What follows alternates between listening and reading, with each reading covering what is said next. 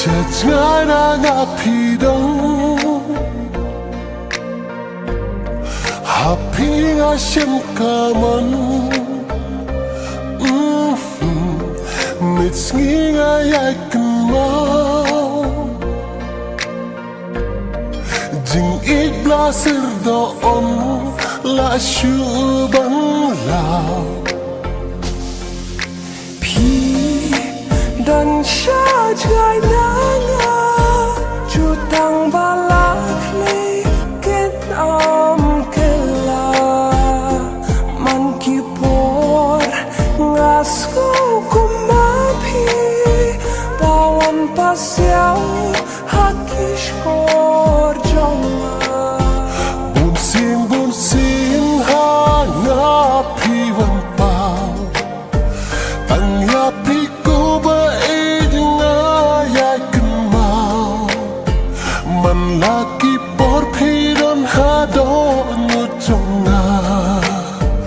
Ya pida lelengan ng syekla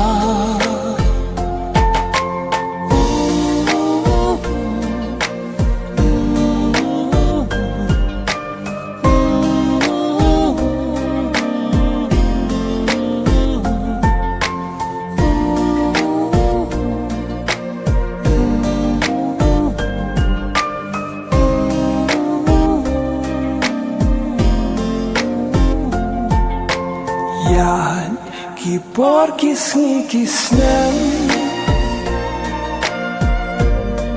Ya pingan kdop hakut Syadem Pideu nong pentien jong a Lentik serjing it pa Ro syirta Dan siya jay na nga Jutang balak likin kila Man kipor ngasko kumapi Bawan pasyaw hakish kor jonga Bunsin hanga piwan pao Tangyapi ko ba yakin mau Man laki por pidon hado nutunga Ya pida lelengan ng syekla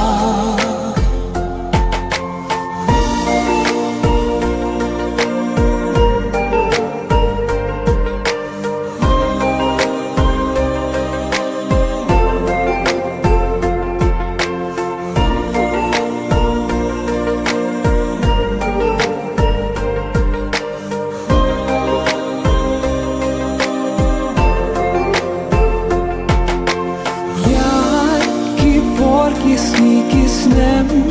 ya pingan kdo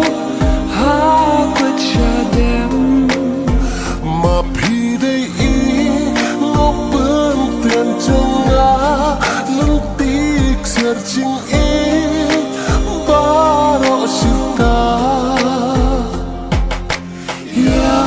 ikipor kisni kisnem ya pingan kdo hakut syadem Mapide i ngopen tian jonga lentik serjing i baro sita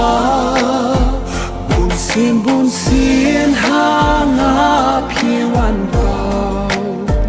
Tangyap hiko ba yakin mau Manyaki por pidon hadot mo jonga Ya pida